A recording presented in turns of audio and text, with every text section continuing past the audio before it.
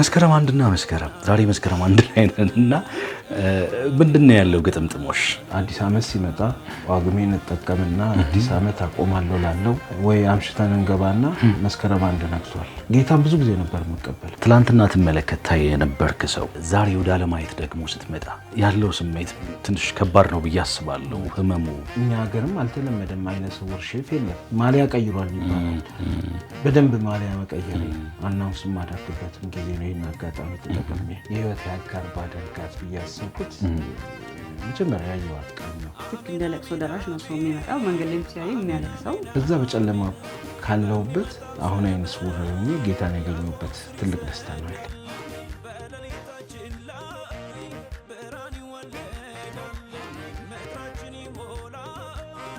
ዋናው አልችልም የሚባል ነገር ማስወገድ ነው። እችላለሁ ብለህ ከተዘጋጀ ሁሉም ነገር ይቻላል። ይሆናል ዝማሬ አሜን አሜን አሜን አሜን አሜን አሜን አሜን አሜን አሜን አሜን አሜን።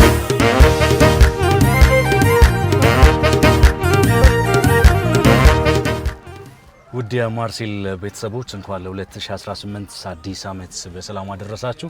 2017ን አምና ብለን ሸኝተን 2018ን ደግሞ እንኳን ደህና መጣ ብለን አዲሱን ዓመት ተቀብለን እያከበርን እንገኛለን።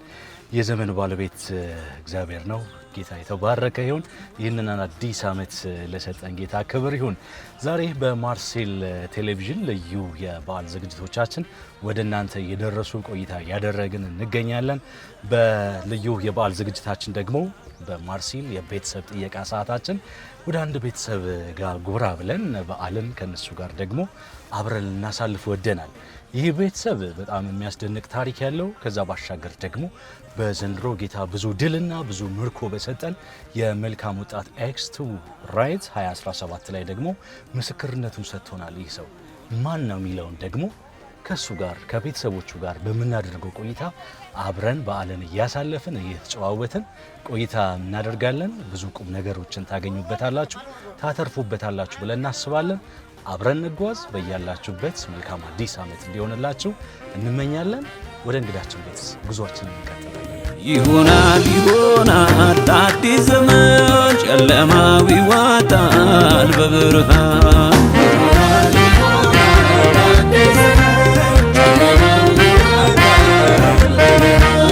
አሮጌው ዘመን እርሱ የቀድሞውን አታስታውሱ አዲስ ነገር ያደ ቀደም ሲል እንደነገርናችሁ እንግዶቻችን ጋር ደርሰናል። ቤታቸው እንኳን ደህና መጣችሁ ብለው ሊቀበሉን በር ላይ ይገኛሉ። እኛም ደግሞ እንኳን አደረሳችሁ ልንላቸው ወደናል። እንኳን አደረሳችሁ ሼፍ። እንኳን አብሮ አደረሰን። እንደምን አላችሁ? እንኳን ደህና ቆያችሁ። ሁሉ መልካም። ሁሉ ሰላም። ስለተገናኘን በጣም ደስ ብሎናል። እጅግ በጣም ደግሞ ታምራላችሁ። ቴንክ ዩ። በጣም ታምራላችሁ። አዲስ ዓመት መስላችሁ ተውባችሁን ይጠብቃችሁን። እግዚአብሔር ያክብርልን። ይሆናል ይሆናል አዲስ ዘመን ጨለማው ይዋጣል በብርሃን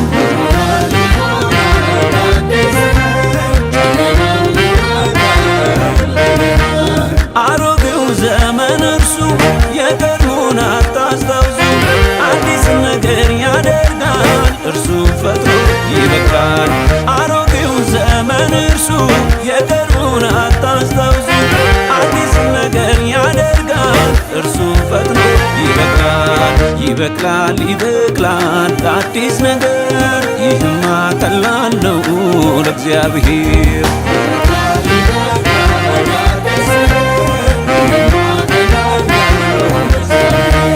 ይሆናል ይሆናል አዲስ ዘመን ጨለማው። ሼፍ ዳቦ የምንቆርስበት ሰዓት ነው። እሺ ተዘጋጅቷል ሁሉም? መልካም። እሺ በነገራችን ላይ ዘንድሮ 2018 ዓመተ ምህረት የአዝመራ ዓመት ብለን መሪ ቃላችን ነው እንደ ቤተ ክርስቲያናችንና ስለዚህ 2018 የዘራ ነው የምናጭድበት የምንሰበስብበት እንዲሆን ነው የምንመኘው። እውነት ነው።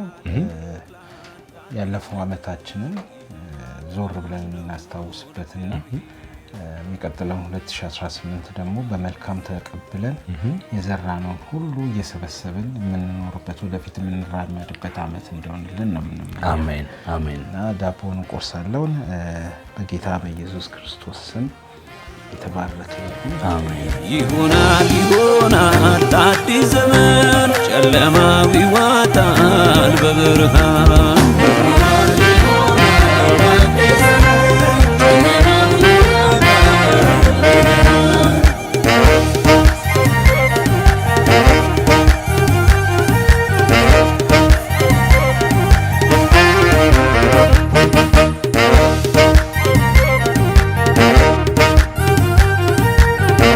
ልኬት ላይ በደንብ እያስተዋልኩ ነውና የምትለካበት መንገድ የሚገርም ነው። አንደኛው ከአንደኛው አይበልጥም አያንስም። አሜን አሜን አሜን በሚመጣው ዘመን ያዕቆብ ስር ይሰዳል በሌሊታችን ላይ ብርሃን ይወለዳል ምድራችን ይሞላል በአዝመራ በፍሬ። የተወደዳችሁ የማርሴል ቴሌቪዥን ቤተሰቦች ልዩ የአዲስ ዓመት ዝግጅታችን አሁንም እንደቀጠለ ይገኛል። ቀደም ሲል የት እየተጓዝን እንደሆነ ዘንድሮ ደግሞ በዓልን ከማን ጋር ልናሳልፍ እንደወደድን ስንጠቁማችሁ ነበር። እንግዶቻችን የማርሴል ቤተሰቦችም ደግሞ እንኳን ደህና መጣችሁ ብለው ተቀብለውናል። መግቢያችንን በደንብ አይታችሁታል። ቆይታ የምናደርገው ከሼፍ ዳንኤል ከበደ ጋር ነው። ሼፍ ዳንኤል ያሳለፈበትን የህይወት መንገድ ትላንትናውን እያነሳ ያጫውተናል። ዛሬ ደግሞ በጌታ ቤት ሆኖ ያገኘውን ብዙ ድልና ብዙ ምርኮ ደግሞ ያጋራናል። ከሱ ጋር ቆንጆና ደስ የሚል የማይጠገብ ጊዜ እናሳልፋለን። ከዛ አለፍ ስንልም ደግሞ ከቤተሰቡ ጋር ከባለቤቱ ጋርም ደግሞ እንደዚሁ ቆይታ እያደረግን የበዓል ጨዋታ የበዓል ሀሳቦችን እያነሳን አብረን ቆይታ እናደርጋለን። ሼፍ ዳንኤል እንኳን አደረሰ። እንኳን አብሮ አደረሰን። በዓል እንዴት ነው? አዲስ ዓመት በጣም ቆንጆ ነው። በመልካም እየተቀበልነው ነው። የአዝመራ ጊዜያችንም ስለሆነ ደግሞ ደስ ብሎን እየተቀበልነው ነው ከመላ ቤተሰቤ ጋር። ቤት ስንመጣም ያለው የበዓል ድባብ እጅግ በጣም ደስ ይላል። በዓልን በደንብ እያከበራችሁ እንደሆነም ጭምር ያስታውቃል። ሼፍ የምትወደው በዓል የትኛው ነው? እኔ በጣም የምወደው ፋሲካ ነው። ፋሲካ ብዙ በእምነትም ብዙ ትምህርቶችም ስላሉት ትልቅ በዓልም ስለሆነ ፋሲካን በጣም ደስ ብሎኝ የማከብረው በዓል ነው። ሌሎቹም እንዳለ ሆነ አዲስ ዓመትም ቆንጆ ነው። ብዙ ስንቅ የምንይዝበት መነሻችንም ስለሆነ አዲስ ዓመትም ደስ ይለኛል። እንደ ክርስቲያን ግን የአብዛኛው ክርስቲያን የትኛውን በዓል ይበልጥ ታከብራለህ ሲባል የፋሲካ በዓል በትልቁ ማንሳት ይቻላል። አዲስ ዓመትን ደግሞ እንደ ኢትዮጵያዊ ሁሉም በአብሮነት የሚያከብረው ከዘመን ዘመን የሚሸጋገርበት ነው። አምና በነገራችን ላይ እንደ ኢትዮጵያ አዲስ ኪዳን ካህናት ቤተክርስቲያን የብርታት ዓመት ብለን 2017ን በብርታት አሳልፈን ዘንድሮ ደግሞ 2018 ዓመተ ምህረትን በብርታት ዘመናችን የዘራ ነውን ደግሞ አዝመራችንን እናጭድበት ወቅት ነው። ለአንተ አዝመራ ምንድን ነው? አዝመራ እንግዲህ ሲጀመር ከመጀመሪያው ጀምሮ ከመሬቱ ነው አይደለ? ዘር ከመዘራቱ በፊት ያንን ሁሉ ፕሮሰስ አልፎ ነው። ዘር ብቻውን መልካም ላይሆን ማነቆ የሚሆኑ አረሞችም አሉ። እነዛን ሁሉ ተግዳሮት አልፎ ለምርት መድረስ ትልቅ ውጤት ነው እና እኔ ያለፉት ጊዜያቶችን አልፌ ያለፈው ዓመት ብቻ አይደለም ከዛ በፊት ከነበሩትም እኔ ወደ ጌታ ከመጣው ጀምሬ ብዙ ተግዳሮቶች ነበሩ እና አሁን ጌታ ደግሞ ፈቅዶ እዚህ መድረሴ ለኔ ትልቅ ነገር ነው። ከአዲስ ዓመት ጋር ደግሞ መልካም ሼፍ እንደው ላነሳልህ መወደው ጥያቄ ሁላችንም ትላንትና አለን አይደለ? ሰው ትላንትናን ሳይሻገር ትላንትናን ሳያልፍ ዛሬ ላይ ሊደርስ አይችልም። ሼፍ ዳንኤል ግን ያለፍክበት ያንተ ትላንትና በጣም ከባድ እንደሆነ በብዙ ፈተናዎች ውስጥ እንዳለፍክ በተደጋጋሚ ስትናገር እንሰማለን እና እስኪ ስላንተ ትላንትና በተወሰነ መልኩ መለስ ብለን እናስታውስ። ህይወት እንግዲህ መስታወት ነች። ወደ ኋላ ሄጄ እንዳይበትና እንድመለከትበት የረዳኝ ነገር ነው። በዓለም እያለው ብዙ ከዓለም ጋር ብዙ ነገሮችን ያሳለፍኩኝ ወደ ጌታ ከመምጣቴ በፊት እና በዛ ጊዜ ውስጥ በነበርኩበት ጊዜ በባዕድ አምልኮም ይሁን በሱሶችም ይሁን ብዙ የተጎዳውበት ጊዜ ነበረ። ግን ጌታ የይቅርታና የምህረት አምላክ ነው። ጌታ ሁሉን ነገር ታግሶ ችሎ ከነ ችግሬ ከነ ጉድለቴ ተሸክሞ እዚህ አድርሶኛል እና በጌታ ቤት ሳሎን በጣም ብዙ ችግሮች ነበሩ። በጣም ከምዘረዝርልህ እና ጌታ ተሸክሞኝ እዚህ ያደረሰኝ አመሰግነዋለሁ። አሁን በጌታ ቤት ከመጣው ደግሞ እየበረታው ጉድለቶችንም እያሟላው እዚህ ደርሻለሁ እና እግዚአብሔርን አመሰግናለሁ። እግዚአብሔር ይመስገን። በሱስ ዓለም ውስጥ ለምን ያክል ጊዜ ይኖርሃል? ከ22 እስከ 23 24 ዓመት ግን ማንም አያውቅም። ራሴን እየደበኩ ይሄ በማንነት ቀውስ ውስጥ ነበርኩኝና ራሴን ደብቄ ነበር ብዙውን ነገር በማስመሰል ህይወት ላይ ራሴን በራሴ አስሬ እኔ አይደለሁም እያልኩ ግን ነኝ እና እድሜን በሙሉ ወደ 22 23 ዓመት በላይ ሱስ ውስጥ ነው የበላኝ። ያ ማለት አንድ ልጅ ተወልዶ አድጎ ተምሮ የሚመረቅበት ጊዜ ነው። እውነት ነው እና በጣም ብዙን የጎዳኝ እድሜን ወጣትነቴን ያሳጣኝ ጤንነቴን ያሳጣኝ ይሄው አሁን የደረስኩበት ሁኔታ የሱስ ውጤት ነው። ግን ምክንያታዊ ነበርኩ። ሱሱን ለመደበቅ ምክንያት እንዘረዝራለን፣ እውነተኛ ለመምሰል እንሞክራለን። ግን መጨረሻ አፍጥጦና አግጥጦ ይመጣል በእንደዚህ አይነት መልኩ እና ብዙ እድሜንም ነው የበላው፣ ጊዜንም ነው የበላው፣ ጤናዬንም ነው የበላው። ከኔም አልፎ ደግሞ ቤተሰቦቼ ነው የጎዳው። የሱስ ከፍተኛ ዋጋን ያስከፈለኝ በህይወቴ። እንደው ከፈልኩ ከምትላቸው ዋጋዎች ውስጥ እስኪ የመጀመሪያው ይሄው አይኔን ማጣት። ምክንያታዊ ስለሆነ በምክንያት እንዘረዝራለን እንጂ ስኳሩ የመጣው የጤና ኬዝ ነው። ስኳሩ በሱሱ ነው። ራሴን ባለመጠበቅ የመጣው ውጤት ነው።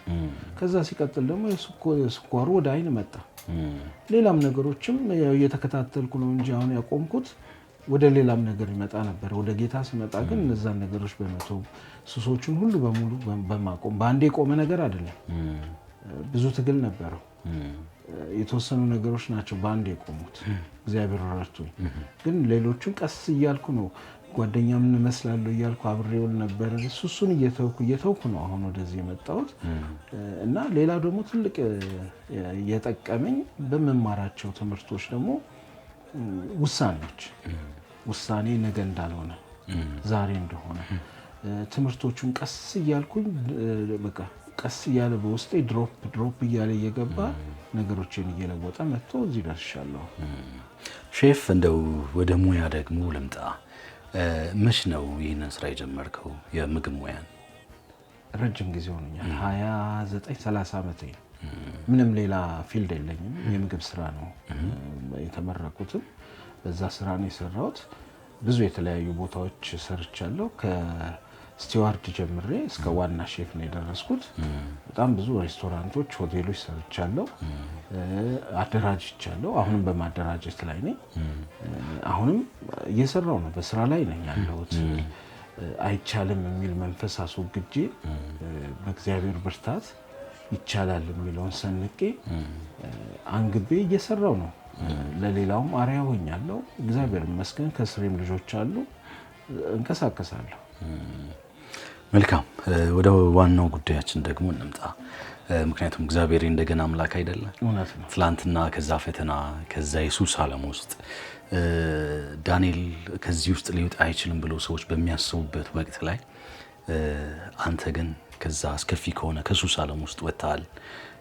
ለመጀመሪያ ጊዜ ይህንን ነገር በቃኝ ያልክበት አጋጣሚ፣ በቃኝ እንድትወስን ያደረገ ምክንያት ምንድን ነው? አንደኛ ሁሌ ለመወሰን ሞክርና አዲስ ዓመት ሲመጣ ጳጉሜን እንጠቀምና አዲስ ዓመት አቆማለሁ ላለው ወስናለሁ። ግን ወይ አምሽተን እንገባና መስከረም አንድ ነግቷል ወይ ደግሞ ሌላ ቀን እንላለን። የውሳኔ ሰው አይደለሁ። ግን በቃ ቁርጥ ለማድረግ ነው እንጂ ያልወሰንኩት ሁሌ ውስጥ ያለ እና እግዚአብሔርን ሁሌ ነው የምለምነው እንደሚያስቆመኝ ደግሞ እርግጠኛ ነበር። ጫትና ሲጋራ ወዲያው ነው ያቆምኩት። በአንድ ቀን ነው የተውኩት። እግዚአብሔር ሆይ አስችለኝ ብዬ ተውኩ። በቃ እንዴት ተውኩ ብትለኝ አሁን አላውቅም። መተወይን ብቻ ነው የማውቀው። አቆምኩ እና ይሄ ከእግዚአብሔር ካልሆነ ከኛ የሚሆን ነገር ከሰው የሚቻል አይመስለኝም። እና ይሄው እግዚአብሔር ይመስገን። መልካም። ወደ ቤተክርስቲያን እንድትሄድ የእግዚአብሔርን ፊት እንድትፈልግ ሄደ እንድታመልክ የሆነው መች ነው? የት ቤተክርስቲያን ነበር ለመጀመሪያ ጊዜ ሄድከው? ብዙ ቤተክርስቲያኖች ሄዳለሁ። እግር ነው እንጂ የሚሄደው በቃ አይቶ መምጣት እዛ ጋር የሚያደርጉትን ነገር ከድሮም ጀምሬ ነው የሚሄደው። ግን እንደዚህ ቁርጥ ብዬ መቅረት የጀመርኩት ወደ 8 ዓመት ሆኖኛል። ማርሴል ቲቪ መላለስ ነበረ ዮኒ ጋር 22 እያለ ከዛ በፊት ሌሎች ነው እና በቲቪ ነበር ማየው ዮኒ። ከዛ በፊት እዚህ ከመምጣቱ በፊት እዚህ አክሱም ሆቴል ጀርባ ላይ ቸርች ፕላንት አድርጎ ሲጀመር ወደዛ መጣው። ጌታን ብዙ ጊዜ ነበር መቀበለው። እንደው በሄድኩበት ቦታ ጌታ የምትቀበሉ ሲባል እቀበላለሁ። ከዛ ደግሞ መልሼ ያንን የዓለም ህይወት ነበር ምን ወደ ዮኒ ጋር ቸርች ስመጣ ግን ጌታን ተቀበልኩ። በቃ ቆመ ነገር ሁሉም ነገር። ከዛ ጀምሬ ነው 8 ዓመት ይሆነኛል። ግን አሁን እዚህ ጋር ስታነሳለኝ ብዙ ቤተክርስቲያኖች ሄጄ ጌታ የምትቀበሉ ሲባል እጄን አነሳለሁ፣ ወደ መድረክ ወጣለሁ፣ ግን ደግሞ ተመልሼ ወደ ዓለም ነው የምመለሰው ብለኸኛል። ወደ ኢትዮጵያ አዲስ ኪዳን ካህናት ቤተክርስቲያን መጥተህ ጌታ የምትቀበሉ ሲባል ጌታን ተቀብለ እዛው የቀረህበት ሚስጥር ምንድን ነው? አንደኛ የወንጌል ለሰው ልጅ የሚያስተላልፍበት ሜቶዱ በጣም ውስጤን ይነካኛል። በቃ ወደ ውስጤ እንዲፈስ ነው አድርጎ የሚነግረኝ።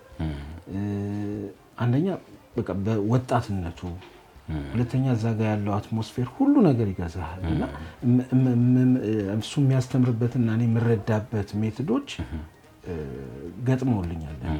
ከዛን ጊዜ ጀምሮ ነው በቃ ከዛ ወዲያ መልካም ወጣትን በሚዘጋጅበት ጊዜ ረጅም ጊዜን እየሄድኩኝ ተሳትፌ እመጣለሁ። የሆነ ነገር የተዘራውን ነገር ይዤ እመጣለሁ እና ደስተኛ ነኝ እስካሁን ያለሁት። ከዚህ ወደ ገርጂ በገባ ጊዜ ነው የአይኔ ምክል እየባሰ መጣና መንቀሳቀስ ሳልችል ወደ ሙሉ ወንጌል የተዘዋወርኩት። በጣም ደስ ይላል። ጌታ አሁንም ይበልጥ በቤቱ እንዲያጸና ደግሞ እንጸልይልሃለን። ሼፍ አሁን ስታነሳለኝ አንድ ሀሳብ ወደ አእምሮዬ መጣ። የዛሬ 8 ዓመት አካባቢ ነው ጌታን የተቀበልኩት ብለኛል። ለመጨረሻ ጊዜ ግን የአይን ብርሃንን መች ነበር ያጣው? እዛው አካባቢ 8 ዓመት። ዮኒን አይተዋል በአካል? አዎ። በአይን ብርሃን በደንብ አይተዋል? አይቻለሁ። ይዛኔ እየጀመረኝ ነው አይኔ ብዥ በሚልበት ሰዓት ምንም ረዳት ማልፈልግ ግን ከአጠገቤ ባለቤቴም ትሆናለች። አይቻለሁ። በደንብ አይተዋል? በደንብ እንኳን እዚህ ነው አዋሳም እያለ በደንብ አስታውሰዋለሁ፣ አውቀዋለሁ። ፒክቸሮቹን በደንብ ስለማስታውሰው አውቀዋለሁ። በጣም ደስ ይላል። ትንሽ ግን ፈታኝ የሚሆን ነገር ብዬ ማስበው ዓለምን አይተሃታል አንተ በአይን በብርሃን ብዙ ነገሮችን አይተሃል። ድንገት ደግሞ በመሃል ትላንትና ትመለከታ የነበርክ ሰው ዛሬ ወደ አለማየት ደግሞ ስትመጣ ያለው ስሜት ትንሽ ከባድ ነው ብዬ አስባለሁ። ህመሙ፣ አዲስ ነገር የመልመዱ፣ የአይን ብርሃን አጣ ሲባል ደግሞ እንደ ሰውኛ የልብ ስብራቱም አለና ያንን ጊዜ እንዴት አለፍከው? አጠገብህ የነበሩ ሰዎች ምን ይሉ ነበር? ከባድ ነው። በአንዴ ከማየት ወደ አለማየት መሄድ ይከብዳል። ብዙ ነገርም በሰው ዙሪያም የሚናገሩ ነገሮች ነበሩ። ምን ልትሆኑ ነው? ቤተሰብን እንዴት ልታሳድግ ነው የሚባል እና ብዙ ነገሮች ነበሩ። ብዙ ግን የመጀመሪያው እኔ ነገሮቹ ካለፉና ዘግይተው ከሄዱ በኋላ እግዚአብሔር እንደማይሳሳት ከእግዚአብሔር ጋር ብዙ ግብግብ ነበር። ለምን እያልኩ ለምን እኔ ላይ ለምን እንዲህ ተፈጠረ እያልኩ ነበር። ግን ፍጹም አይሳሳትም። እኔን ሊያኖረኝ ፈልጎ ነው።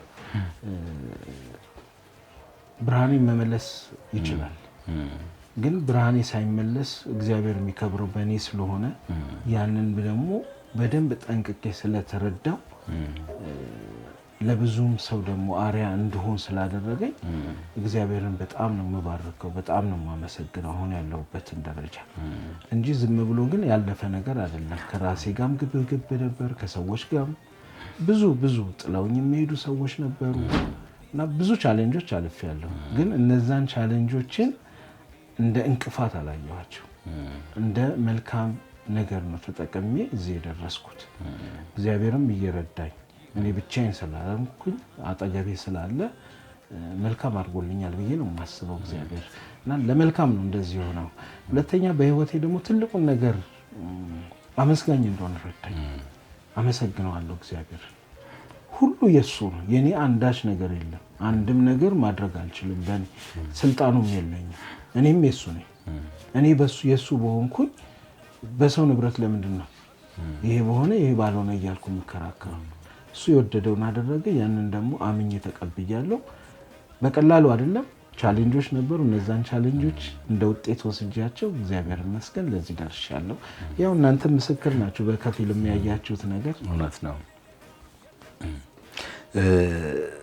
ያንተ ስራ ትንሽ አስቸጋሪ ነው ሙያ፣ ምክንያቱም እያየ መስራት የሚጠበቅበት አይነት ሙያ ነው ያለህና ያው ማቀውም የተማርኩትም ለ30 ዓመታት ያክል የሰራሁትም ይሄው ሙያዬ ነው ብለህናልና ያይን ብርሃንን ካጣ በኋላ የነበረው የስራ ሁኔታ ፈታኝነቱ ምን ይመስላል? ያው ፈተና ያጣውን ብዬ ስላሰብኩ ነው።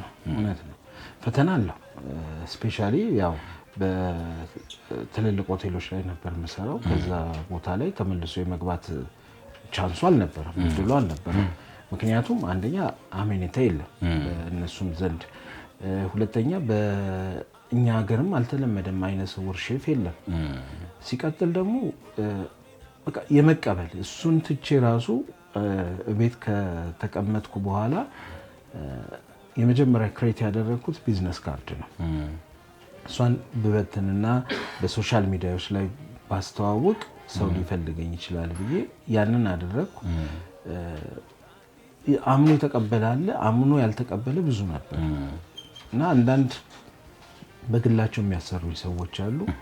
አንዳንድ ደግሞ ድሮ የሚያውቁኝ ሰዎች ሊያሰሩኝ እንደዚህ ነኝ ስላቸው አንተማ እንደዚህ ከሆንክ ስራችን ይበላሻል ብለውኝ የሚያስቆሙኝ ሰዎች አሉ። ብዙዎቹ ቻሌንጅ አለው በጣም ግን እነዛን ሁሉ እግዚአብሔር ደግሞ መልካም እያደረገልኝ በማገኘው ነገር ላይ አንዳንዴ አይነ ስውር አይደለም ብለው የሚያምኑም ሰዎች ስላሉ ኢቨንቶች እሰራለሁ። የተለያዩ የልደት ግብዣዎች ምናምን እሰራለሁ።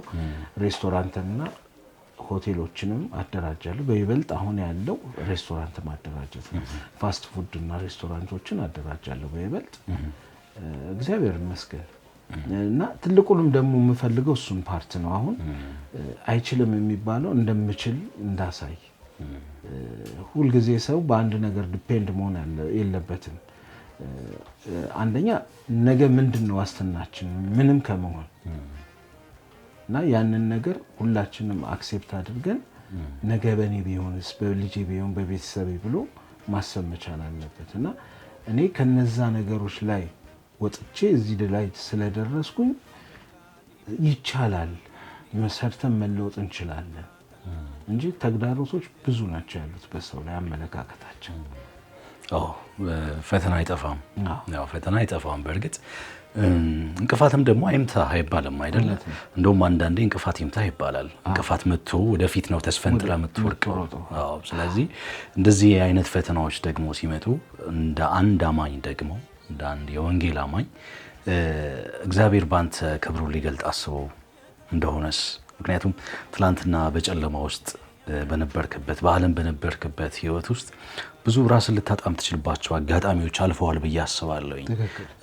ይሄ ሁኔታ ደግሞ ሲመጣ እግዚአብሔር ባንተ ክብሩን ሊገልጥ ያሰበበት ነገር ሊኖር ይችላልና አናቅም። ብዙ ለደከሙ ሰዎች ደግሞ ብርታት ልትሆናቸው ትችላለህ። ብዙ በፈተና ውስጥ ደግሞ ላሉ ሰዎች የህይወት መልሳቸውም ልትሆን ትችላለህና ያንን ነው እኔ ባንተ ውስጥ እያየሁ ያለው ጥንካሬ፣ ያንን ነው እያየሁ ያለው ነገርና ሼፍ ዳንኤል በርታ፣ እግዚአብሔር ደግሞ ይበልጥ ብርታቱን ጸጋውን እንዲሰጥ የኛ ምኞት ነው። ወደ ዘንድሮ መልካም ወጣት እንምጣ። ከብዙ ሰዎች ጋር የተዋወቅበት ብዙ ሰዎች ደግሞ ሼፍ ዳንኤል ለካ የወንጌል አማኝ ነው፣ ጴንጤ ነው፣ ያው ያላወቁ ሰዎች ይበልጥ እንዲያውቁ የሆነበት አጋጣሚ ነውና መልካም ወጣት ለምን ያክል ጊዜ ሄዳል? ከዛ በፊት ወደ 7 ሄጃለሁ። 7 ዙር ግን ያው መሄድ መምጣትም ነው የተወሰኑ ጊዜያቶችን።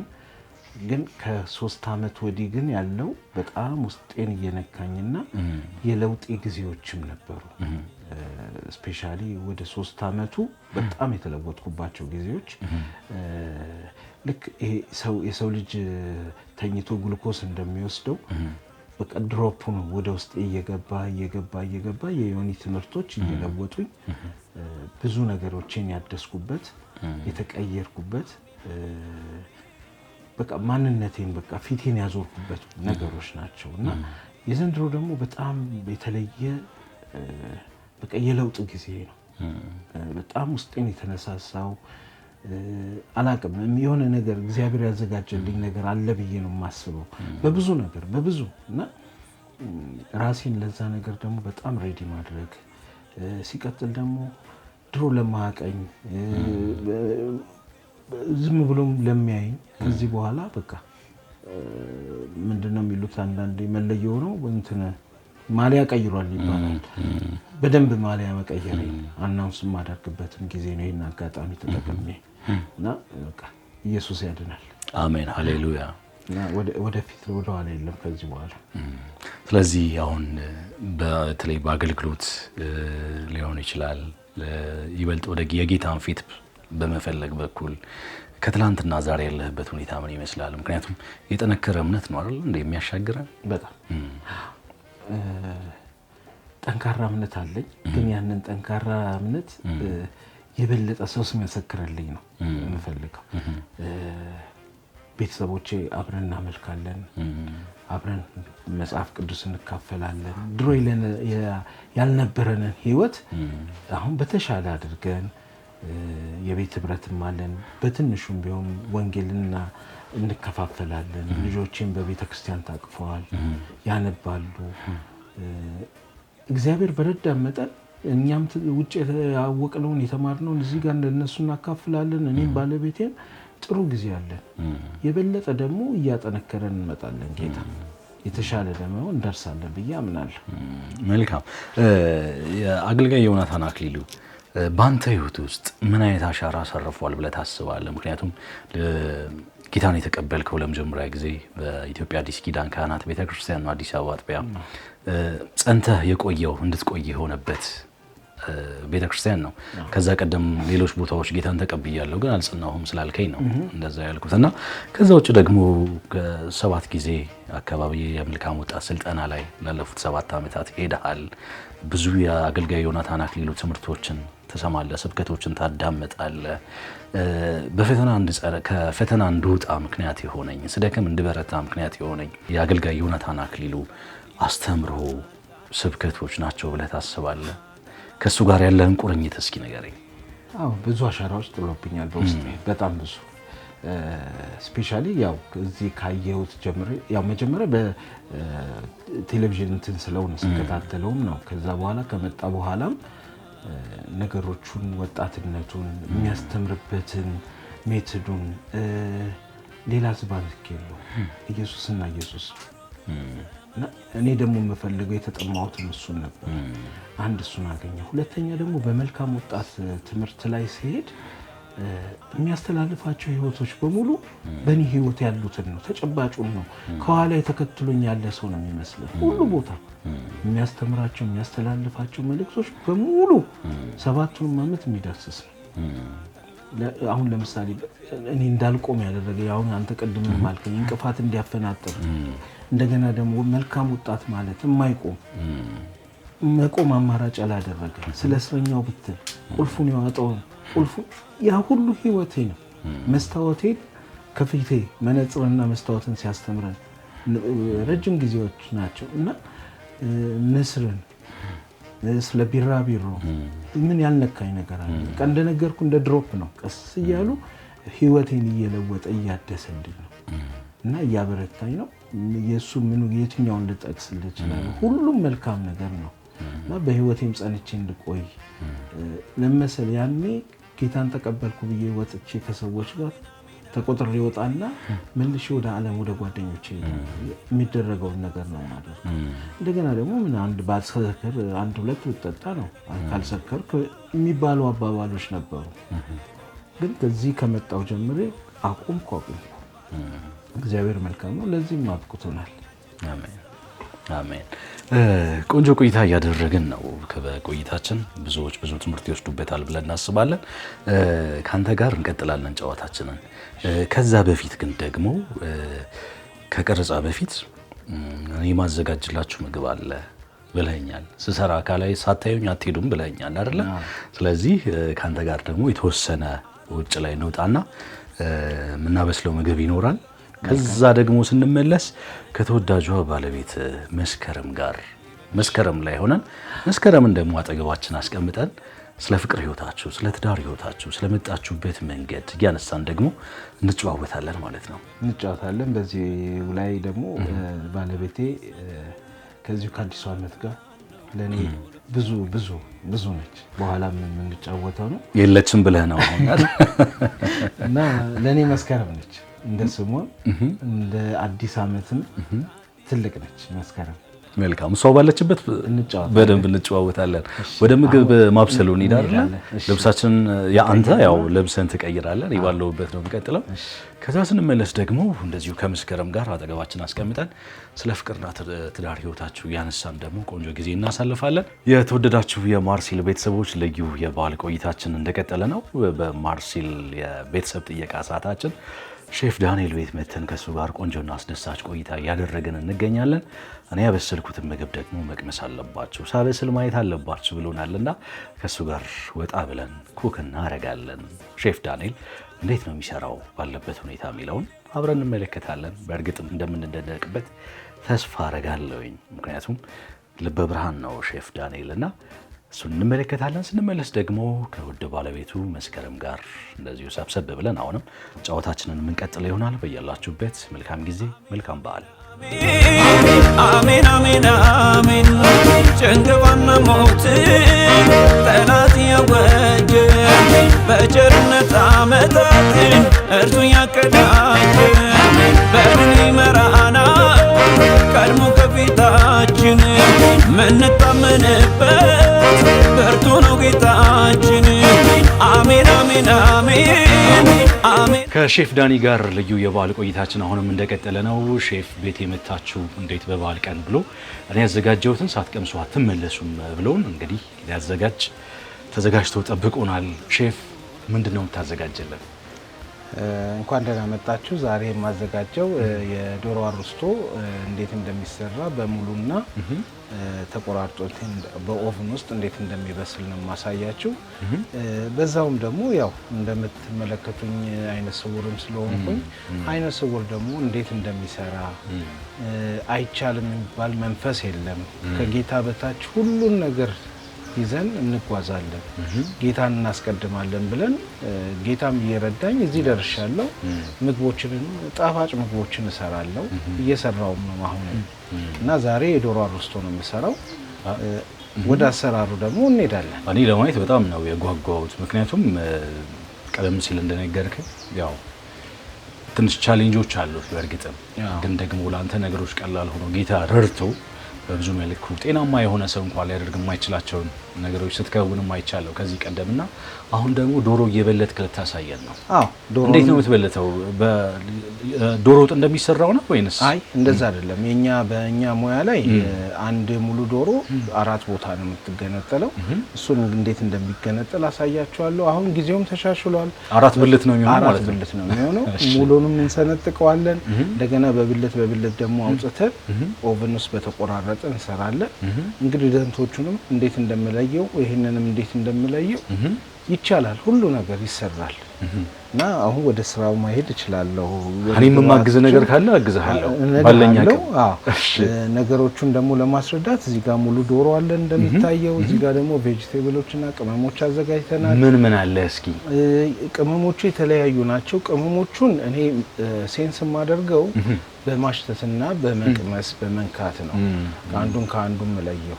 አትክልቶቹንም እንደዛው ምን አይነት ሳይዝ እንዳላቸው በሳይዛቸው በሁኔታቸው እያንዳንዱን እለያለሁ። እሱን ከዚህ ቀጥሎ ከለየም በኋላ ወደ ቬጂቴብሉ ስንሄድ የምንለየ ነው። ሌላ ምንድነው በምግብ አሰራር ላይ አሁን ለምሳሌ ይሄ ዶሮ የነካውን መክተፊያ ቢላ መለየት አለብን። በኋላ ስንከትፍ ኮንታሚኔሽንም ከአንዱ ወደ አንዱ እንዳይሄድ ሊረዳን ይችላልና እና አሁን ወደ ስራችን ወደ አቆራረጡ እንሄዳለን። እሺ እሺ አሁን ዶሮ ይሄን ይመስላል።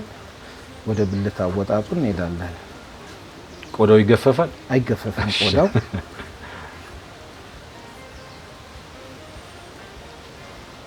አሁን ያስከው ምን ነው? ይሄ መላላጫ የሚባለው ወይም የታፋና እኛ እግር ነው የምንለው። አብረው ነው እንትን የሚለው። ባበሻ አሰራር ላይ የተለየ ነው። እቺ እንደዚህ ይዘን ከዛ እዚህ እንሰብራለን። እዚህ ጋር አለች መስመሪያ። ይሄ ተሰበረሽ።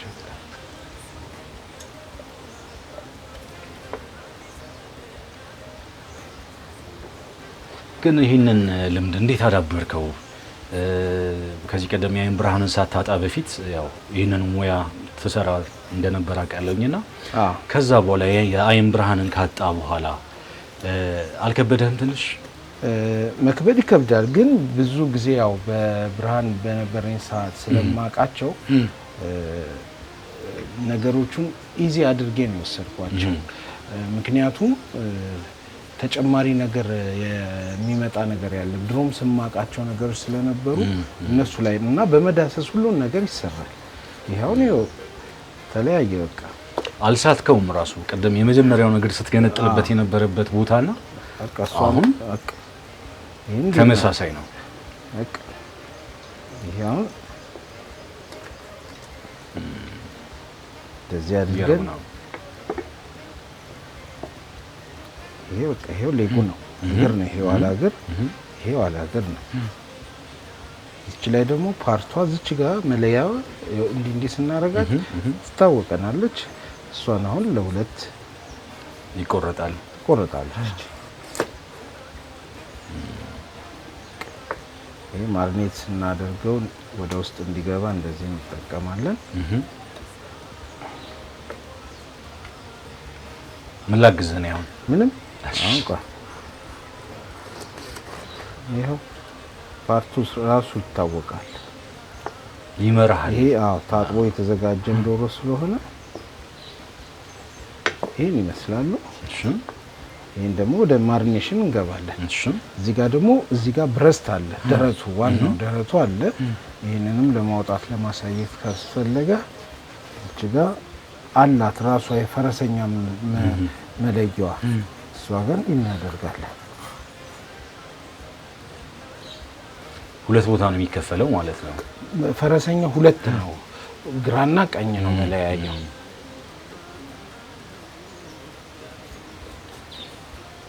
ብዙ ጊዜ እንደውም ይሄኛው አሁን እየበለጥክ ያለህበት ቦታ ለብዙዎች አስቸጋሪ ነው አይደል? አስቸጋሪ ነው። ዶሮ ሲሰራ እንግዲህ አበሻው ይከብድ ይሆናል። እኛ ግን ስናወጣ ያው በቀላሉ እናወጣዋለን። አሁን ያው ጊዜው ተሻሽሏል። ብልትም በብልትም ወጥቶ ይመጣል። ግን ምንድነው አሁን እኛ አንዳንዴ ሙሉ ዶሮ ስንሰራ፣ ሀፍ ዶሮ ስንሰራ፣ ሮስት ስናደርግ እንደዛ እናወጣለን። የአበሻ ዶሮ ግን ሰርተህ ታውቃለህ? የአበሻ ሰርቼ አላውቅም። ብልቱንም ብዙ እንትን የለኝም፣ ቆራርጬ አላውቅም። ግን አውቃቸዋለሁ የት እንደሆኑ። ገንጠል ብትባል አሁን ሙሉ የአበሻ ዶሮ መገንጠል ቀላል። ይሄውን እዚች ጋር ክንፍ አላት፣ እዚች ጋር ክንፏ ላይ ብልት አላት።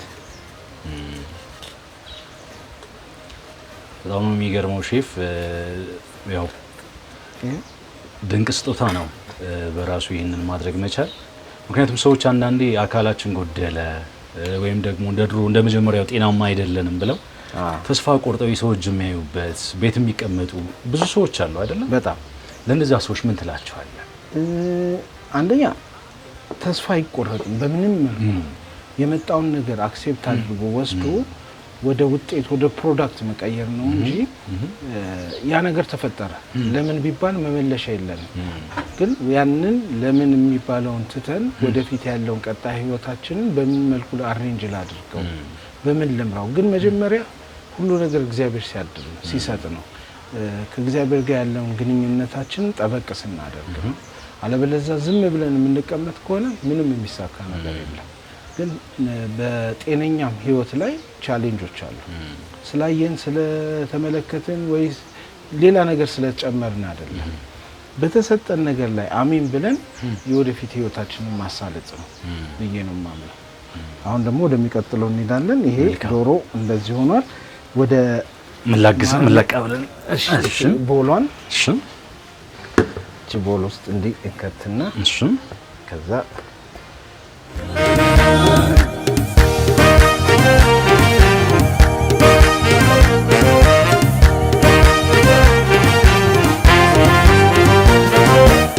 አሁን ያለው ደግሞ ቀጣዩ ነገር ቬጆቹን ነው። አሁን እዛ ውስጥ የሚገቡ አትክልቶች አሉ። ቲማቲም ይገባዋል። አሁን ለምሳሌ ቲማቲም ይሆን እንደዚህ አድርገን እዚች ጋር አሁን ቆሻሻው አለች። እንዴት እንደማወጣት ይኸው ቦታቸውን ስለማቅ ይኸው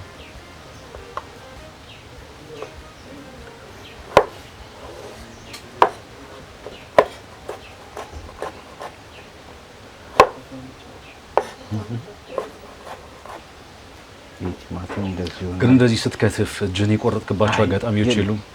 አንድ የለመድኩት ነገር ስለሆነ ምንም የሚሳሳትብኝ ነገር የለም። ያው ሀሳብ ውጭ ከሆነ እንትን ልትል ትችላለህ። እነዚህን ደግሞ ያው እንደዚህ በመነካካት ነው የማውቃቸው። አሁን እሱ ምንድነው? ይሄ አሁን የጥብስ ቅጠል ነው፣ ሮዝመሪ ነው። ይሄ ጠንከር ይላል። ይሄ ካሮት ነው። እሺ ይሄ ካሮት ለዚህ ይገባል፣ እዚህ ጋር ይሆናል።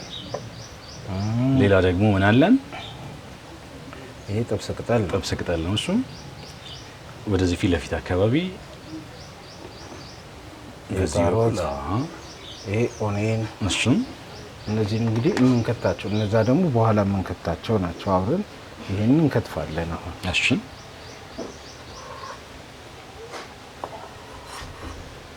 ትልቁ ነገር ሀሳብን መሰብሰብ ነው ማለት ነው። ሀሳብን መሰብሰብ ነው ስራ ላይ። እኔ አሁን ሀሳቤ አንተ ጋር ከሆነ ወይም ሌላ ቦታ ቢሆን እጅህን ፖዚሽኑን ልትቀይር ትችላለህ። የፖዚሽኑ ማቀማመጥ አለው እጅ። አሁን ለምሳሌ ስንከትፍ እንደዚህ አድርገን ወደፊት ካደረግነው ልንመታው እንችላለን እና ሁሌ ይህንን ነው የምንሰጠው እና አናገኘው። በተለይ አሁን የበዓላት ሰሞን ላይ ብዙ ሰዎች እጃቸው ተቆርጦ በቁስል ማሸጊያ አሽገው ነው በዓል የሚያከብሩት አይደል? ቢላ መጠንቀቅ አለባቸው። ይሄ በቃ ስትከትፍም ራሱ በስታይል ነው የምትከትፈው። በስታይል ነው። ይሄ እንደዚህ ይሆናል። ምን ያክል ፕሮግራሞችን አዘጋጅተሃል? ሰርጎች ላይ ሊሆን ይችላል፣ ልደት ላይ ሊሆን ይችላል፣ የኬተሪንግ ስራዎች ሊሆኑ ይችላሉ። ብዙ አዘጋጅቻለሁ። አሁን በቁጥር እንዲህ ነው ባልልም ትልልቅ ኢቨንቶችን ሰርቻለሁ። ቤት ለቤትም ሰርግም ድግሶችም ስብሰባም ብዙ ነገሮች ሰርቻለሁ። ብዙ ነገሮች ትልቅ አዘጋጀሁት የምትለው ኢቨንት ምን ያክል ሰዎች የታደሙበት ነበር? እስከ 400ም 500ም ኢቨንቶች አዘጋጅቼ አውቃለሁ። በራሴ በሙሉ ስራ ማለት ነው። ሰርግም እስከ 1000 ሰው የሚሰራበት ጊዜ አለ። ሙሉ ዝግጅቱን አንተ አዘጋጅተህ ማለት ነው? ለሱ እንግዲህ አሁን እንደዚህ አሁን ሰራው 1000 ሰው 500 ሰው ስንል ሪሲፒውን ማውጣት ነው፣ ሂሳቡንም ኮስቱን ሁሉ ሰርተን ነው እና ብዙ ስራዎች እንሰራለን። ግን ሰዎች አሁን ያለህበትን ሁኔታ አይተው ጥርጣሬ ይገባቸዋል። በጣም አንዳንዱ ግራ የሚገባ ሰው አለ። የሚያቀኝ ደግሞ አምኖ መቀበል የማይፈልግ አለ። አንዳንዱ ደግሞ እንደዚህ ሆኜ እንትስ አንተ እያየ ነው ይላል። ሼፍ ትንሽ ቦታዋ ጥባብ ስለሆነች ይመስለኛል ወደ ዳር እየወጣብን ነው። እሺ እንቀጥል። እና እንደዛ የሚሉ ሰዎች አሉ። አንተ ታያለህ ነው የሚሉት።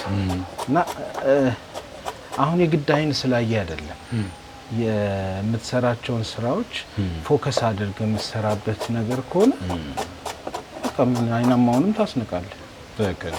እንደዛ እያደረግን እንሰራለን። በዚህ አጋጣሚ በተለይ አምነው ስራቸውን ሰጥተው፣ ምክንያቱም ሰርግ በሀገራችን ሰርግና ሞት አንድ ነው ይባላል አይደል? እንዴ ድጋሚ አይገኝም ተብሎ ስለሚታሰብ አይደለ? ሰርግን የሚያክል ዝግጅት ትልቅ የሚባል ፕሮግራም ሙሉ ለሙሉ ሰጥተው ላሰሩ ሰዎች፣ አሁንም ደግሞ ወደፊትም ደግሞ እንደዚህ አይነት ፕሮግራሞቻቸው ለሚሰጡ ሰዎች ምን መልእክት አለ በዚህ አጋጣሚ? መልእክቴ ምንድነው? እስከ ዛሬ ድረስ አሁን ላስት ይር አሁን የኦልሞስት ወደ 550 ሰው የሚሆን ልክ መስከረም ምናምን ላይ የግራጁዌሽን ሰርቼ ነበር። በጣም ትልቅ ደስታ ነበራቸው ሰዎቹ፣ ክርስቲያኖችም ነበሩ። ደስ ብሏቸው የሰራሁት ስራ ነው። እኔም ደስ ብሎኝ የሰራሁት ሙሉ ስራ ነበር የሰራሁት። ወደፊት ደግሞ ያው ይህንን ፕሮግራም የሚያይም ሰው አይነ ስውርነት ምንም እንዳልሆነ ሰው እንደሚሰራ እንደሚለወጥ፣ ሌላው ደግሞ ለወጣቱ አልችልም ብሎ መቀመጥ የለበትም። መስራት መለወጥ ይችላል፣ ራሱን አፕዴት ማድረግ ይችላል ባለበት። ሁለተኛ መቆም የለበትም። ብዙ አሁን ኦፖርቹኒቲዎቹ ሰፊ ሆነዋል። የአካል ጉዳት ቢመጣብህም ያንን የአካል ጉዳት ተንተረሰ ተምረት መለወጥ የምችልበት ደረጃ እና ብዙ ነገሮች ስላሉ ሙሉ አካልም ይዘው ከመቀመጥ መስራት መለወጥ፣ ነገ ደግሞ ከእግዚአብሔር ጋር ትልቅ ቦታ እንደርሳለን ብለን አምናለሁ እኔ። በጣም ደስ ይላል። ትልቅ ተስፋ፣ ትልቅ ለብዙ ወጣቶች ሙሉ ጤናማ ሆነው ግን ምን ልስራ ብለው ቤታቸውን የተቀመጡ ወጣቶች ደግሞ ትልቅ መልእክት ሊሆን የሚችል ሀሳብ ነው ያነሳው ሼፍ። ምን ደረጃ ላይ ደረሰውን? አሁን አትክልቶቹን ከትፍ ያለው ዝንጅብል ትሰጠኛለህ። ዝንጅብል ፊት ለፊት ላይ ያለ ምን ያክል? በቃ እሺ።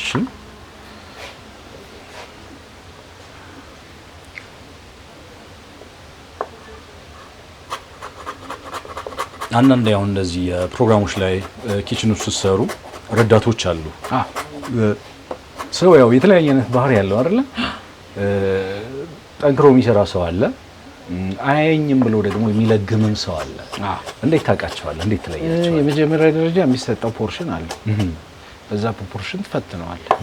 ምን ያህል ሰዓት ላይ የሰዓት ሊሚት አለን። አንድ ነገር ስንሰራ ምን ያህል ሰዓት ያንን ሰርቶ ማቅረብ እንዳለበት አይደለም። በእነዚህ በኢቨንትና በካተሪንግ ስራዎች ላይ ሬስቶራንት ላይ ሆነ እንኳን አንድ ምግብ ለሰውየው ስንት ሰዓት ፈጅቶ ነው መሰራት ያለበት የሚባለው ታይም ሊሚት ስላለው በዛ ማቅረብ መቻል አለበት ሁሉም ሰው እና በዛ ቴስት አረጋቸዋል። እየተፈተኑ ነው የሚገቡት። ሁለተኛ ነገር ደግሞ ሌላ አሁን ለምሳሌ እንደዚህ አሁን ዌይተሮች ምኖች ሆቴል ላይ ሆነን ወረቀት ባይመጣ ምን ባይ ክሪስ ክሮስ ማድረግባቸው ብዙ ሜቶዶች አሉ።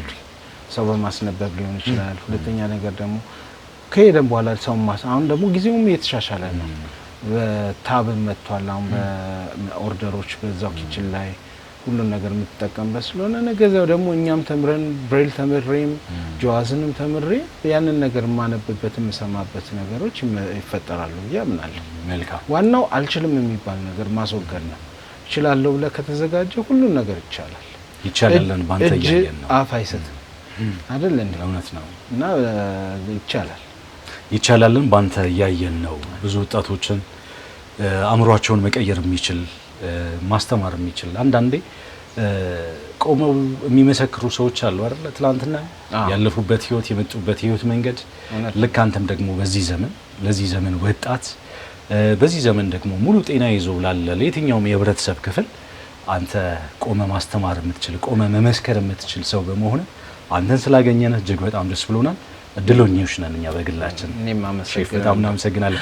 የሚቀጥለው ይሄ አትክልቶቹ ተከትፈዋል። እዛ ውስጥ እንከታለን ቦሉ ላይ ማለት ነው። ቦሉ ላይ እሺ። ቃሪያ አልተከተፈም ግን? ቃሪያ አይገባም። ያው ለዲኮርም ነው እዛ ጋር ቤጆችን ለማሳየት። እታለች ቦላ የዛሬው ረዳት እኔ ነኝ። እንዴት እንደምገመገም አላውቅም። አሁን እዚህ ጋር ማምጣት ትችላለህ። እሷ የት ጋር ላምጣው? ትችላለህ። እሺ። አሁን እዚህ ጋር ያሉትን ቅመሞች ናቸው። እሱ ምንድነው? ይሄ ዝንጅብል አስቀድመን አድርገናል። እሺ።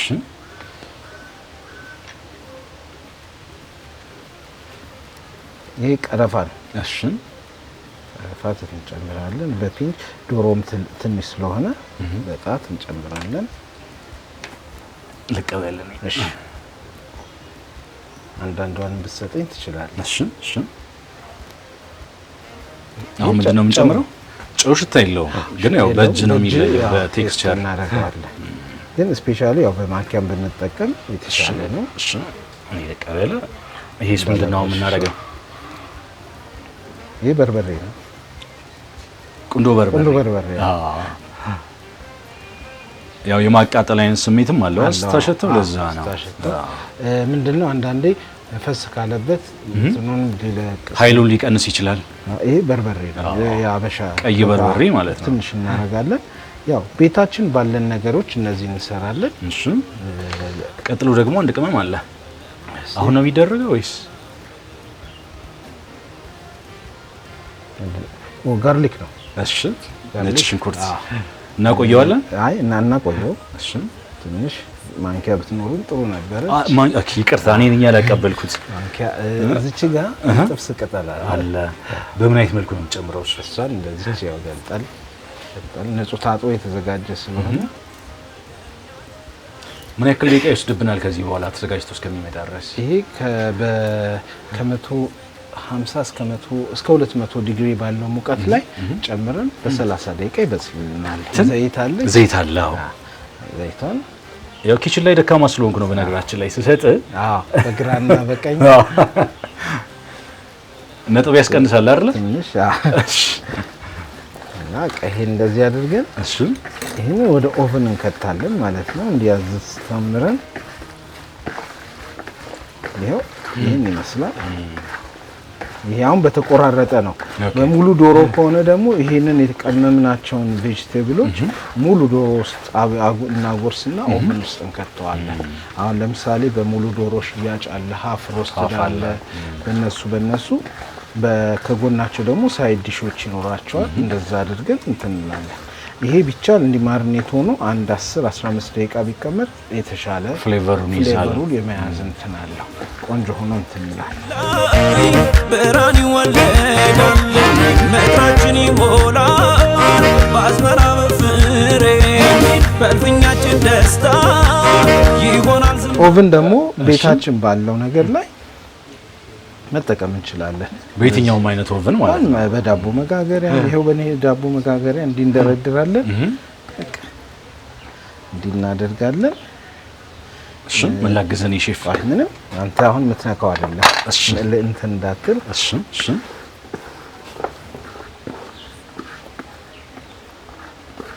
2018 ዓመተ ምህረት መሪ ቃላችን እንደ ኢትዮጵያ አዲስ ኪዳን ካህናት ቤተክርስቲያን አዝመራ የመሰብሰቡ አመት ነው። ኤግዛክት ድንቅ ቃል ነው አይደል? በጣም መልካም ወጣትን በነበረን ጊዜ በጣም ተደስቼ ተምሬ የመጣውበት ወቅት ኤክስቱራይት በጣም ትልቅ በህይወቴ 2018ን የምለወጥበት የምሰራበት የምሰበስብበት ጊዜ የአዝመራ አመት ነው። ትክክል። አንተም በተሰማራበት ሙያ በምትሰራበት መስክ አዝመራው የሚሰበሰብበት እንዲሆንልህ ከልብ እንመኛለን። ቴንክ ዩ። ወደ ውስጥ ደግሞ ቤት እንገባና እስከሚበስል ድረስ አብስለን እናመጣለን። መልካም። አሁን ጨርሰናል። ወደ ኦቨን ውስጥ እንገትና ላግዝ እኔ ልምራ የተወሰነ ይመጣል። ኦቨኑም ቅርብ ስለሆነ ኦቨን ውስጥ እንጨምርና እኔ ላቃብላቸው። እሺ ሼፍ፣ ይህንንም ቦታ እስከዛ እናጸደዋለን። በድን መራና ቀድሞ ከፊታችን ምንታመንበት ብርቱ ነው ጌታችን። አሜን አሜን አሜን አሜን አሜን አሜን አሜን አሜን አሜን አሜን። ሼፍ አቤት፣ የሚያምር ቀለም ነው ይዞ ያበሰለውና ይሄው ማዛውም ራሱ ይጠራል። ይሄም መስሎ ወጥቷል። ቆንጆ ሆኗል። እስቲ አንድ ላውጣልህና አንተም ቅመስ።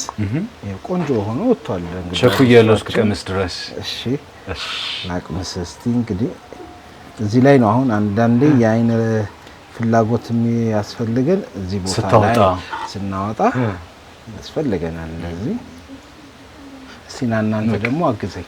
ኖ በቂ ነው። መቅመስ ያክል ስለሆነ ከካሮቷም ከፖቴቶዋም እስቲ ውጣና። ኖ ሼፍ ችግር የለውም። በዓልም አይደለ ዛሬ ዘመድ ጥየቃ ልክ እዚህ እንደመጣ ነው ሁሉ ብዙ ቦታ ሄደን ስለነበረ እውነት ነው። ያው ለደንቡ ያክል ትክክል። ደግሞ አብረን የለፋንበት ስለሆነ ያው ትክክል። ኢየሱስ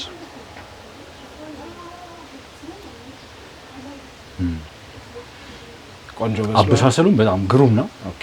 ጣሙም በተመሳሳይ መልኩ የቀረፋው ጣም በደንብ ነው የሚታወቀው። ኦኬ።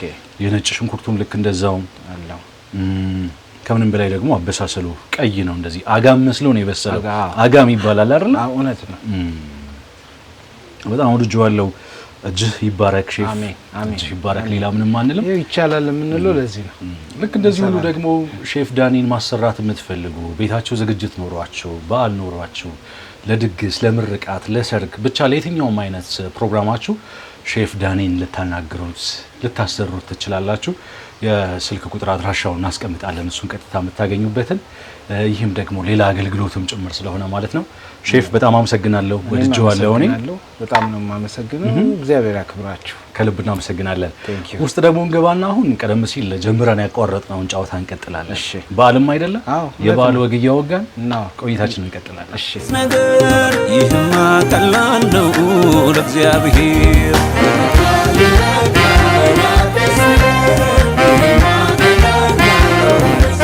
ልዩ የበዓል ዝግጅታችን ከሼፍ ዳንኤል ጋር እንደቀጠለ ነው። ቆንጆ የሆነ ዶሮ አርዱስታ አብልቶናል። ከልብ እናመሰግናለን ሼፍ። እጅህ ይባረክ፣ በጥበብ ላይ ጥበብ ይጨምርልህ። ሌላ ምን ይባላል? በጣም እናመሰግናለን። መስከረምን ይዘን መተናል። አንተ እየሰራ እያለ እኔ እሷ ጋር ሄጄ ነበር የሆነ ሰዓት ላይ እና ተቀላቀይን ስላት አይ ጓዳ ያልጨረስኩት ስራ አለ አለችኝና ብዙ ጊዜ ሴቶች የበዓል ወቅት ላይ በዓልንም ጓዳ ነው የምታሳልፉት አይደለ? ልክ እንደ ዛሬ ሁሉ በግድ ነው የመጣሽው። እንኳን አደረሰሽ። በዓል እንዴት ነው ታዲያ? በዓል ቆንጆ ነው። እንግዲህ ሁሉንም አዘጋጅተን ጨርሰናል። በጣም ቆንጆ በዓል ነው። ደስ የሚል ጊዜ እያሳለፍን ነው። እኛም ስለሰጣችሁን ፍቅር፣ ደስ ስለሚል ፊታችሁ፣ ስለ ፈገግታችሁ ከልብ እናመሰግናለን። እናመሰግናለን። በአዲስ ዓመት ስለጎበኛችሁን፣ ስላስታወሳችሁን እግዚአብሔር ያክብረልን። አሜን። መልካም አዲስ ዓመት ለእናንተ። ከልብ እናመሰግናለን። ከሼፍ ዳንኤል ጋር እስካሁን ድረስ ስንጨዋወት በቆይታችን ስለ ትዳር ህይወታችሁ፣ ስለ ፍቅር ህይወታችሁ መስከረም ብታነሳ ይሻላል፣ ይሄንን ሀሳብ እስከሷ አንደበት ብንሰማ ይሻላል ብዬ ምንም አይነት ጥያቄ አላነሳውኝም ነበር።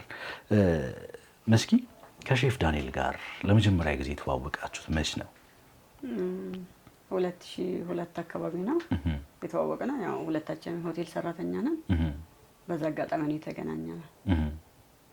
ማን ነው ታዲያ ቀድሞ? ያ እሱ ነው እንግዲህ እንደተለመደ። እውነት ነው ሼፍ? አዎ፣ ያ ብዙ እይታዎች ነበሩ። እንግዲህ አንዱ ላይ ልብ ይወደቀና ከዛ በቃ ጠየቅኳት ትዳር እንደምትፈልግ እንጂ እኔ ወጣ ገባ ስላልሆን ቀጥተኛ ህይወትን ስላት ደስተኛ ሆነች። እኔም የምፈልገው ስለነበረ እንግዲህ አሁን በትዳር ይኸው 15ኛ ዓመታችንን ይዘናል። በጣም ደስ ይላል። ለመጀመሪያ ጊዜ ስታዩ ልብሽ የደነገጠው መች ነው? አንዳንዴ የህይወት አጋራችን የምንወደው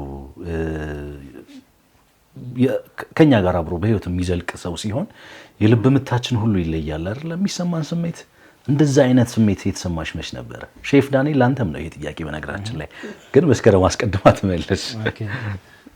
ያው እንደ መጀመሪያ እይታ እንደዚህ ላትል ትችላለህ አይደለ? ግን በሂደት ነው የፍቅር የሚቀየረው ማለት ነው። ግን ያው እንደምን ስትተዋወቀው መልካም ሰው እንደሆነ ያስታውቅ ነበርና በጓደኝነት ነው ያው። ከዛ በኋላ በሂደት ነው ይሄ ሰው ለትዳር ይሆናል ያዋጣኛል ብለህ ተመስገምታ እንደዛ ነው። ስለዚህ ያኔ ልክ ይሄንን ማሰብ ስትጀምሪ ልብሽ መሸፈት ጀመረ ማለት ነው። ሼፍ አንተስ? እኔ እንኳን ያየዋለት ነው እቺን የህይወት ያጋር ባደርጋት ብዬ ያሰብኩት መጀመሪያ ያየዋት ቀን ነው። አንድ ሆቴል ላይ ነው ለአደራጅ ገብቼ አየዋት። መሀል ላይ ያውም እሷ የዓመት ረፍት ወጣች እና እኔ እዛ ቤት ቆይታ 2 ወር ነበር ቆይቼ ወጣሁኝ አደራጅቼ። ስትመለስ የለው እና ውስጤም ስለነበረች ከጓደኞቿ ጋር ስልኬ ስለነበረ ከነሱ ተቀብላ ደወለች። ያው ፈላጊና ተፈላጊ ተገናኛችሁ። ከዛ ነው ዲያ በቃ እኔም እንዴት ልልቀቅ ስልኳን ነበር የምፈልገው። ከዛ ያው ጓደኝነት እያልን እግዚአብሔር ይመስገን ያውን ያለንበት ደረጃ 3 ሴት ልጆች ወልደን ደስ የሚል ህይወት እንኖራለን። እጅግ በጣም ደስ ይላል። እንደተገናኙ የልብ መሻት በልብ እንደተፈላለጉ ይህ ሰው የኔ የህይወት ያጋር ነው፣ ይህቺ ሴት የህይወት ያጋር ናት የሚል መልእክት ወደ ልባችን ከመጣበት ጊዜ ጀምሮ አብሮ እንደዚህ ተጣብቆ መኖር ደስ ይላል እና ለምን ያክል ጊዜ በጓደኝነት ቆያችሁ? ከዛ በኋላስ ወደ ትዳር የገባችሁበት መንገድ ምን ይመስል ነበር? ብዙም በጓደኝነት አልቆየም። እንደ ቢበዛ ከ8 እስከ 1 ጊዜ ማጥፋት አልፈለጋችሁም? አልፈለግም። እኔም ብያታለሁ፣ በቃ ትዳር ከሆነ ወደ ትዳር እንግባ እና ወዲያው ነው። ብዙም ቆይታ የለንም። ይሄ ውጭ ለውጭ ምናምን የሚባል ነገር የለም። በቃ እንትናልን ቤታችን መካከለኛ ዝግጅት አዘጋጀን፣ ተጠቃለን ገባን። ይኸው እግዚአብሔር ይመስገን አሁን 16ኛ ዓመታችን ነው። 3 ሴት ልጆች አፍርተናል እንጂ ጊዜ አላጠፋንም። በጓደኝነት ወደ ትዳሩ ነው የገባ ነው። እውነተኛ ሲሆን እኮ እንደዚህ ነው። ውሳኔ ትክክል ሲሆን ምንም አይነት ጊዜ በረዘምና ባጠረ አይደለም አይደለም ትክክለኛ ህይወት የሚኖረው። እናንተም የመጣችሁበት መንገድ ያ ይመስለኛል። ዳንኤል ምን አይነት ሰው ነው? መስኪ ላንቺ ምን አይነት ባል ነው? ምን አይነት አባት ነው? ለቤተሰቦቹ ምን አይነት ሰው ነው? ከዛ ባሻገር ደግሞ ውጭ ላይስ ምን አይነት ሰው ነው? ሁለት አይነት ማንነት ያለው አይመስለኝም። ማለት የሆነ ተፈጥሮ መልካም ነው። የሆነ ለጊዜው ኃይለኛ ይመስላል፣ ያው ይናገራል ፊት ለፊት ቢቆጣም ይመለሳል። ግን በጣም መልካም ሰው ነው። በቃ ጥሩ አባት፣ ጥሩ ባል እንደሚባለው ማለት ነው። እንደዛ አይነት ነው። ለሁሉም አንድ አይነት ነው ማለት ነው። ምን ነው ትወጅለት? ሁሉ ነገር ማለት ይሄን ብዬ አላውቅም። ያው እንግዲህ ስትወድ ከነ ምን አይደል መጣራው ነገር ያለ ባህሪውን በደንብ የምትወጅለት ይመስለኛል። ይሄ እንስፍስፍ አባትነቱን፣ አሳቢነቱን በጣም ክፋት ምናምን ነገር የለውም። ክፋት የመጣላት ክፉ ምን ነገር ምናምን ነገር የለውም።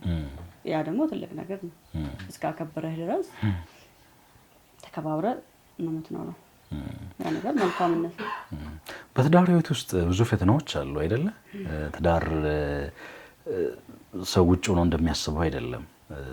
ውሃና ድንጋይም ይጋጫል፣ ወይ ደግሞ ፈተናዎች ይኖራሉ። ችግሮች ሲያጋጥሟችሁ የምታልፉበት መንገድ ምን ይመስላል? በህይወታችሁ በትዳር እስካሁን በመጣችሁበት መንገድ ለትዳራችን እንቅፋት ሆነ የምትሉባቸው አጋጣሚዎች ተፈጥሮ ይሆን? እኔ እንቅፋት ነበር ብዬ የማምነው ያው እሱ በዓለም ስትኖር ሱስ ውስጥ ምናምን እንደዛ ነገር ሲሆን ትንሽ ይከብዳል። ከዛ ውስጥ በዛ ውስጥ የነበረበት ጊዜ በጣም ከባድ ነው። ያው አሁን ደግሞ አርፈ ስታየው ነው ያንን የምታነጻጽረው። ያ ነው። መስኪንም ላስጀምራት አስቤ ሞክሬ ነበር ብሎኛል በዓለም እያለ። እውነት ነው። ያው እንዳትቃረን እኮ ነው ማለት ለሊትማ ብሬ ሄጄ አይቻለሁ። ቤት ውስጥም በቃ እንዲሰበሰብ አድርገን የምትሞክረው ነገር አለ። ግን አይሆንም። በቃ ውጪ ከለመዱ በጣም አስቸጋሪ ነው። ያኔ በዓለም በነበራችሁበት ወቅት ደግሞ ዓለም በብዙ ትፈትናለች። ዓለም ለራሷ ስትፈልጋችሁ ደግሞ ሁኔታውን ሁሉ ታመቻቻለች አይደለ? ምክንያቱም ሌሎች ሰዎች ከባድ ነው ብለው የሚያስቡትን ነገር ለእናንተ ነገሮች ቀላል ሆነው ይታያሉ። ሁለታችሁም አንድ ላይ ነው ጌታን የተቀበላችሁት ወይስ ማን ነው የቀደመው? ሁለታችንም። እኔ ነኝ ይዤ ሄድኩት። እሺ። አጋጣሚ ያው ቻናል ምናምን ማለት በፊት አስባ አታየው እና ቻናል እንደዚህ ሲባል ሲሞላ ማርሲልን መጀመሪያ ያየሁት ማለት ነው። ከዛ በቃ እሱም ያው እንትን ህመም ውስጥ ምናምን ስለነበረ መጀመሪያ ያየሁት ነፃ መውጣት በቃ እንዴት ከጨጓራ ህመም ምናምን ተፈውሳ ምስክርነት ህዝቡ እንደዚህ ሳይ እንዴ ደግሞ እንደዚህ ማለ እንዴ ምናምን አልኩኝ ማለት ነው። ከዛ ቀስ ማየት ጀመርኩኝ። በፊት እኮ እነሱ እኮ ያያሉ ግን ያው መዝሙርም እየዘመሩ ምናምን አለ ነው ባለምን እኮ ይቻላል። ከዛ እንደዛ ሳይ በቃ ይሄማ ጠየቁትና እስቲ እንሂድ እንደዚህ ምናምን እውነት ለመናገር በቃ እዛ እንደምታየው ልክ ሰው ታሞ ወይ ምናምን ሄዳው ፈውስ ምናምን እንደዛ ነው እኔ የሄድኩት። በቃ እንዲጸልይለት ምናምን ነበር የሄድኩት። ግን ሲሄድ መጀመሪያ ሄድኩኝ ብቻዬን፣ በሁለተኛው እንሂድ ምናምን ሄድኩኝ። በቃ ገባን ቀረን ረሳሁት ፈውሱንም ምናምንም። ከጌታ ጋር ተጣጣችሁ ቀራችሁ። እዛው ተጠመቀን ማለት ነው። እጅግ በጣም ደስ ይላል። በተለይ ከዛ በኋላ ነው በህይወታችሁ ትልቁ ፈተና የመጣው አይደለ? ሼፍ ዳንኤልም የአይን ብርሃኑን አጣ። በቤታችሁ ቀጥሎ ብዙ ፈተናዎች እንደሚመጡ ምንም ጥርጥር የለውም። ከቤተሰብም ይሁን ከወዳጅ ዘመድ ከሩቅ ሰውም ይሁን የማይመለከተውም ሰው እንኳን በህይወታችሁ ገብቶ አስተያየት ይሰጣል። እነዛ ጊዜያቶች ምን ይመስሉ ነበረ? ሼፍ ዳንኤል የአይን ብርሃኑን ያጣበት ወቅት ለአንቺ ምን አይነት ጊዜ ነበረ? ከባድ ነው። አሁን ቢያልፍም ቀላል ነው የሚባል አይደለም። ማንም ሰው እንደዚህ አይነት ቢያጋጥም በተለይ አምነህ እስክትቀበል ድረስ የሆነ ጨለማ ይሆንብሃል። በዛ ላይ የሰዎች አስተያየት ልክ እንደ ለቅሶ ደራሽ ነው ሰው የሚመጣው። መንገድ ላይም ሲያይ የሚያለቅሰው የሆነ አበቃለህ አይደለም የሚባለው ምን ልትበሉ ነው ምን ልትሆኑ ነው እንደዚህ በዚህ እድሜሽ ህፃናት ይዘሽ ምናምን ብዙ ነገር ይባላል።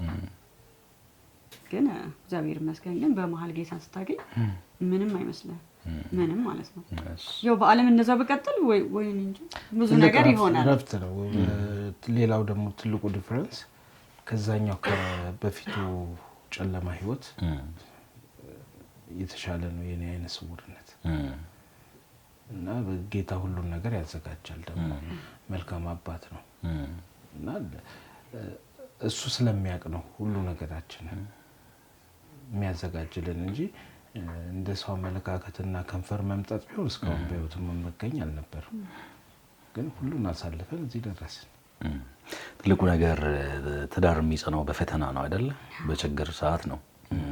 እንደዚህ አይነት የችግር ሰዓታችሁን ደግሞ እንድታልፉ የመከራ የፈተና ሰዓታችሁን እንድታልፉ ደግሞ እናንተም እንዳላችሁት በጌታ ቤት መሆናችሁ ይበልጥ ብርታት ይበልጥ ጽናት በእናንተ ልብ ውስጥ እንዲኖር አድርጓችኋልና መስከረምም ደግሞ እንደ ሚስት እንደ እህት እንደ አጋዥ እንደ አጋር ደግሞ ያንን ከባድ ወቅት አጠገብ ሆና አሳልፋለችና ምን ትላለህ ስለሷ? ስለሷ እንዴ ቃላት ነው የሚያጥረው። መጀመሪያ እግዚአብሔርን ነው የማመሰግነው። ከሰው አይደለም የተሰጠኝ ከእግዚአብሔር የተሰጠችኝ ስለሆነ ብዙ ነገሮችን የቻለችው ብዙ መከራዎችን የቻለችው በዘረዘረው ብዙ ነገር ነው። የሶስት ባህሪዎች አመሎችን ችላ ያኔ እነዛን ታግሳ አሁን ደግሞ እንደዚህ አይነት አደጋ ሲደርስብኝ ምን አገባኝ ሳትል የኔ ነው ብላ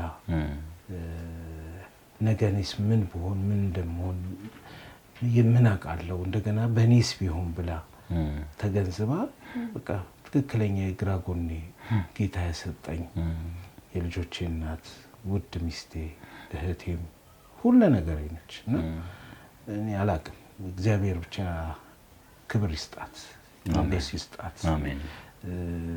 አመሰግናታለሁ ወዳታለሁ። እግዚአብሔር ደግሞ ቀሪ ዘመናችንን በህይወት እስክንለያይ ድረስ በቃ ያጽናን ለሰው ምሳሌ ያርገን ብዬ ነውና ብዙ ምን ሰማው ምን ናየው ጓዳ በጎደለበት ሰዓት ትዳር ፍቺ የሚሄድበት ጊዜ ላይ እኔ በእንደዚህ አይነት ሁኔታ ላይ ተሸክማኝ አሁን ብዙ ትልቅ ኮንፊደንስ ነው ያላት። የትም ውዬ በወጥ ብገባ ምንም ትዝ አይላት በቃ ስራ ሄዷል ነው የምትለኛው እና ብዙ ውለታ ነው ያለብኝ። ውለታዋን ግን ያደለው ጌታ ጠፋ አርጎ ነው የሚከፍላት። አዲሱ ዓመታችን ያዝመራ አይደል? አዎ ምን ሰበስብበት ያደርገን። አሜን። ከዚህ በላይ ደግሞ ፈክተን ደምቀን የምንታይበት ያደርገናል ጌታ። መስመራችንን ቀኝ አድርገን ይዘናል ጌታ ያግዘናል። እንሄዳለን ልጆቻችንን በመልካም እናሳድጋለን። ጌታ ይሙላበት እንግዲህ እና ትልቅ ክብር አለኝ ለባለቤቴ። መስኪ ምን ተሰማሽ?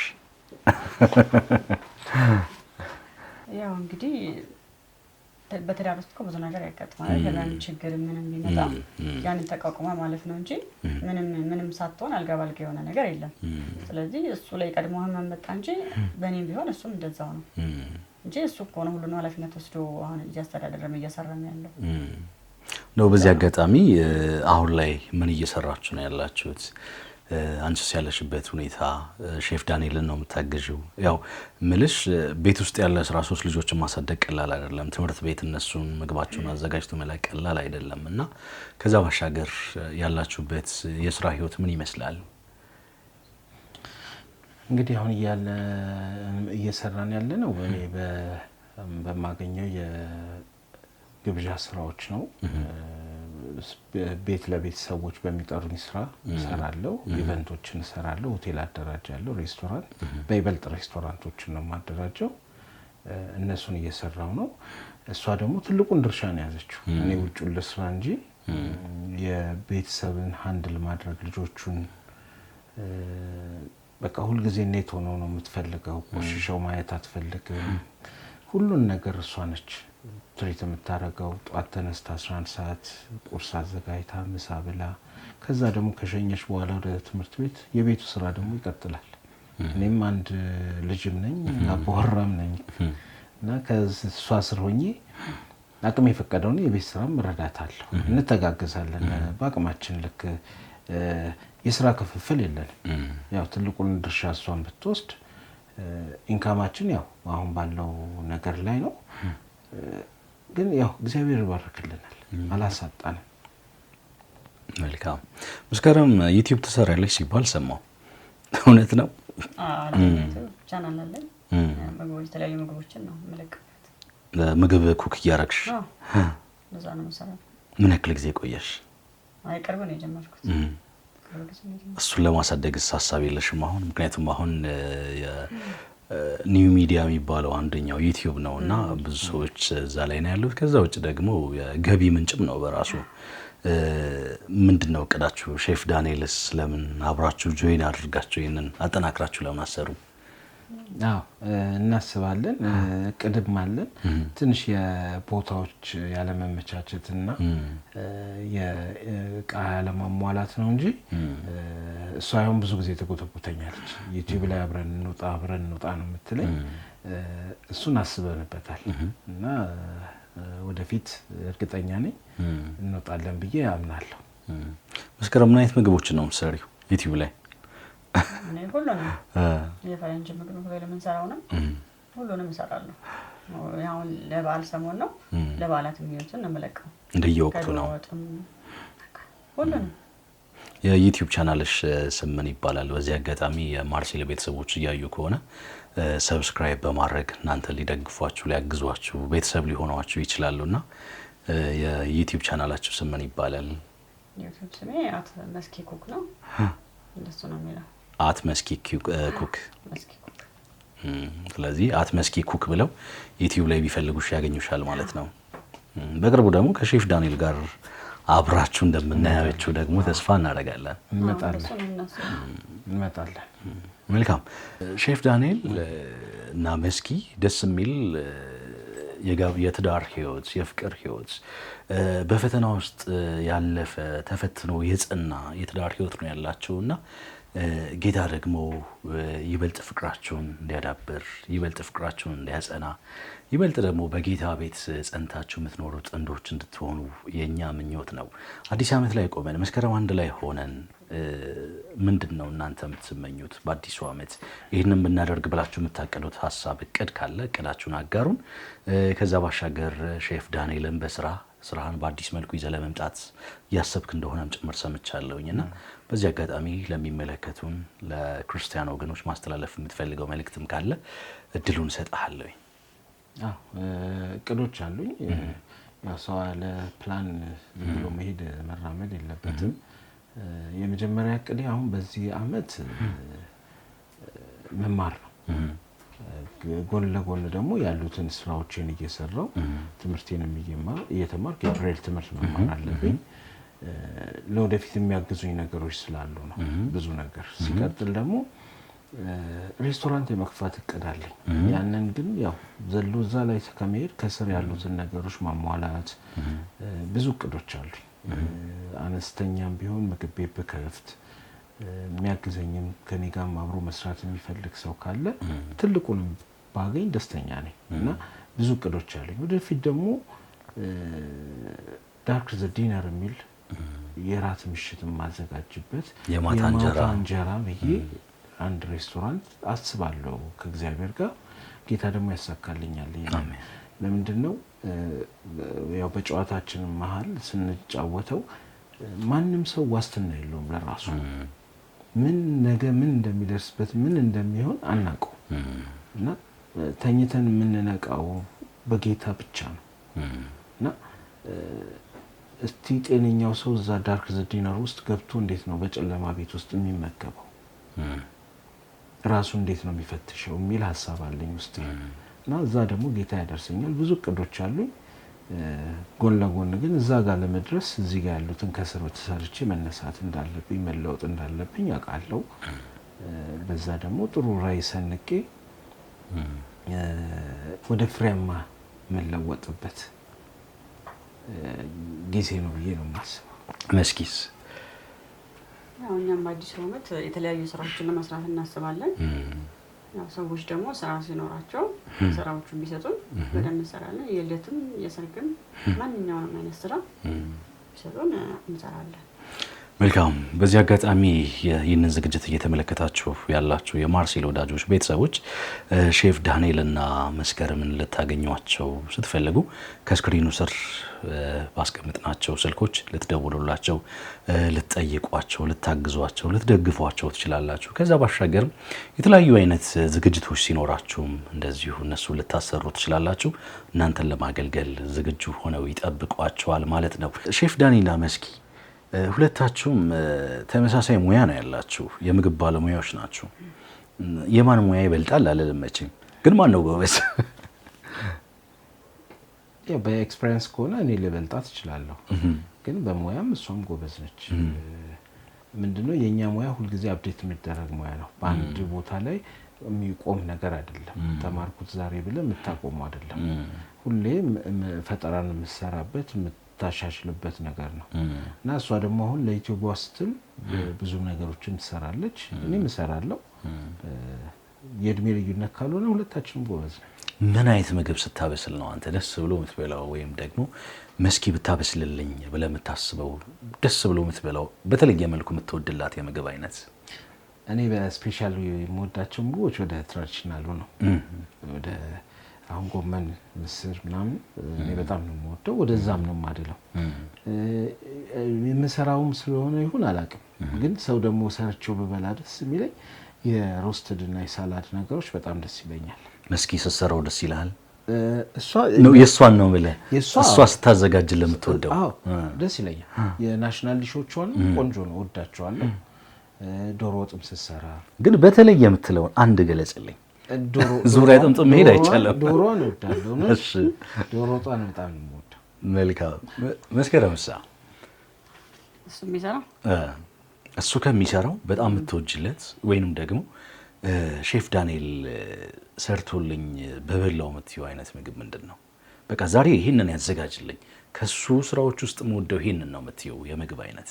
ቢሰራ የምበላው ያው የዶሮ አሮስቶ ነው። አሮስቶ ነው በላው ብዬ የምለው እሱ ነው። ቢሰራም እሱ ደስ የሚለኝ እሱ ነው። ስለዚህ በቃ ሼፍ ዳንኤል ሁሌ የዶሮ አሮስቶ ይስራልሽ ማለት ነው። እሺ በጣም ደስ ይላል። ደስ ትላላችሁ። እንደዚህ አይነት ተመሳሳይ ሙያ ውስጥ ሆኖ ደግሞ እየተጋገዙ መስራት ይበልጥ ነገሮችን ቀላል ያደርጋል ብዬ አስባለሁኝ እና ባላችሁበት ሁኔታ መደጋገፋችሁ ነገሮች ከባድ ሳይሆን ቀለል ብሏችሁ ደስ ብሏችሁ እንደ ስራ ሳይሆን እየተዝናናችሁ እንድትሰሩም ጭምር ያደርጋችኋል ብዬ አስባለሁኝ። ሌላ ማነሳላችሁ ጥያቄ ግን መሰረታዊ ጥያቄ ነው። ህይወት ጌታን ከማግኘታችሁ በፊትና ጌታን ካገኛችሁ በኋላ ለሁለታችሁም ነው ይሄ ጥያቄ፣ እንደ ቤተሰብም ነው። ምን ይመስላል? በጣም ትልቅ ለውጥ አለ። ልክ እኔ አንዳንዴ አሁን አይኔ ጠፋና አይኔ በብርሃን በነበረበት ሰዓት ያው ለሁሉም እግዚአብሔር ትክክል ነው አይሳሳትም አይደል? በዛ በጨለማ ካለውበት አሁን አይነ ስውር ሆኜ ጌታን ያገኘሁበት ትልቅ ደስታ ነው ያለኝ። ያኛው ጭምልቅልቅ ህይወት ነው፣ ሁሉ ነገር የሚያጓጓ ህይወት ግን የከንቱ ህይወት ነው፣ ባዶ ህይወት ነው። ከጌታ ጋር ስትሆን ግን ሁሉ ነገር ሰክሰስ ነው። ምንም የምታወዳደረው ነገር የለም እና በጣም ደስተኛ ሆነን ነው አሁን ያለን ህይወት። ኑሯችንም እግዚአብሔር ይመስገን ባለን አመስገን ሆነን እየኖርን ነው እና ትልቅ ልዩነት ነው ያለው። መልካም። ለእኔ ልዩነት ሳይሆን በቃ መኖር የጀመርኩት ጌታን ካገኘሁ ማለት ለማለት ሳይሆን በትክክለኛ መኖር አንድ ብዬ ጀመርኩት እንደተወለድኩ። ምክንያቱም ከዛ በፊት የነበሩት አመታት በጣም ከባድ ነበሩ። ማለት ምንም አይመቹም ሳይሆን ምንም መኖር አልጀመርኩም። ገና ደግሞ እዛ ትግል ውስጥ እያለሁ ነበር አይኔ የጠፋው። ከዛሬ ነገ እንደዚህ ሰው ይቀየራል እያልኩኝ ማለት ነው። ከዛ በኋላ ያ ነገር ሲሆን ምንም አይነት ተስፋ የለህም፣ ከባድ ነው። ግን ጌታን ስታገኝና ደግሞ በቃ ተስተካክለን መኖር ስትጀምር እንደ አንድ እና የምቆጥረው ያንን ነው። 1 አመት በትዳር ኖርኩ፣ 2 አመት ብዬ እውነት ለመናገር ጌታን ካገኘሁ በኋላ ነው። የኋለኞቹ እንኳን ያው ታሪክ ናቸው። በርግጥ ግን እንደ አዲስ መኖር የጀመርኩበት ያው ነው ማለት ነው። በጣም ደስ ይላል። ደስ ይላል። ጥሩ ቆይታ አድርገናል። ቆይታችንን ወደ ማጠቃለሉ ነንና ሼፍ ዛሬ መስከረም 1 ነው። አዎ ምን አለ የተለየ የምትለው? ያው እንግዲህ የተለየ የምለው ውዷ ባለቤቴ ዛሬ የተወለደችበት ቀን ነው። እና ልደቷ ስለሆነ ኬክ እንድትቆርስ ኬክ አዝዤላታለሁ። ሃፒ በርዝዴይ እስኪ እና እንኳን ተወለድሽ የኔ ውድ ኑሪልኝ። ፍቅርን ግለጽላት እስኪ። እኔ መስማት ፈለኩ ጀመርክና አቋረጥ። በጣም ነው የምወዳት። አካል አይደለች ከአካልም በላይ ነች። ለኔ ብዙ ነገር እንችላ እዚህ ያደረሰችኝ የተንከባከበችኝ ከጎን ያለችኝ በቃ በመስመር ውስጥ ተራምጄ እንድሄድ ያደረገችኝ እሷ ነች እና እግዚአብሔር ይመስገን በጣም ነው የምወዳት። ኑሬን ቀጥ ብዬ እንድራመድ አድርጋኛለች። በህይወታችን ላይ ጓገጭ ሲኖር ቁጭ ብለን ዲስከስ በማድረግ ይሄ ይሁን በመባባል ልጆቻችንን እየተንከባከበች እግዚአብሔር ይመስገን እዚህ አድርሳልኛለች። በጣም ነው የምወዳት። ኑሪልኝ። ጎበዝ የሆነ የፍቅር ገላጭ ነው ዳኒ። ጎበዝ ነው። አንቺሳ? እኔ ብዙ ጊዜ አልችልም። ፍቅርሽን ግለጭለት እስኪ፣ መውደድሽን ግለጭለት። ያው ማንነልኝ በጣም ነው የምወደው፣ በጣም ነው የማከብረው። እድሜ ጤና ነው ዋና መመኝለት። እድሜ ከጤና ጋር ያድልልኝ። ከአመት አመት አንቺም ኑሪልኝ። ዘመናትን ተሻገሪ። በጣም ደስ ትላላችሁ፣ በጣም ታስቀናላችሁ። ቆይታችን በቀጥል ምንኛ ደስ ባለን። ግን ደግሞ ያው አንድ ነገር ተጀምሮ ፍጻሜ ያለው አይደለ?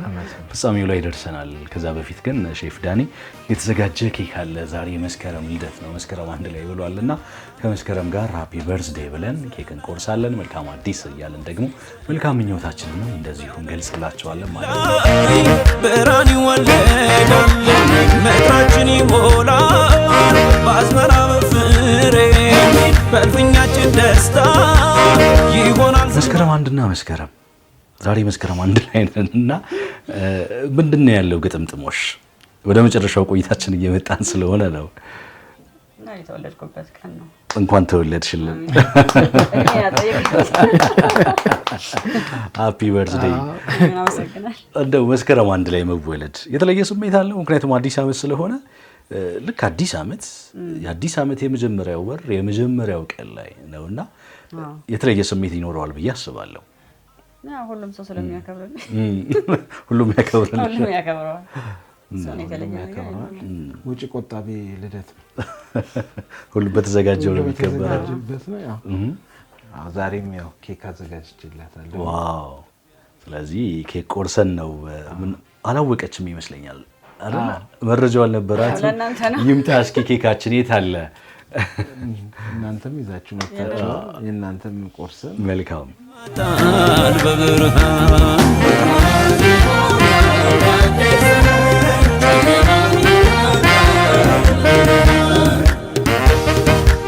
ሼፍ ዳኒና መስከረም ሃፒ በርዝዴይ ሊሏችሁ ደግሞ ሶስቱም ልጆቻችሁ እየመጡ ይገኛሉ።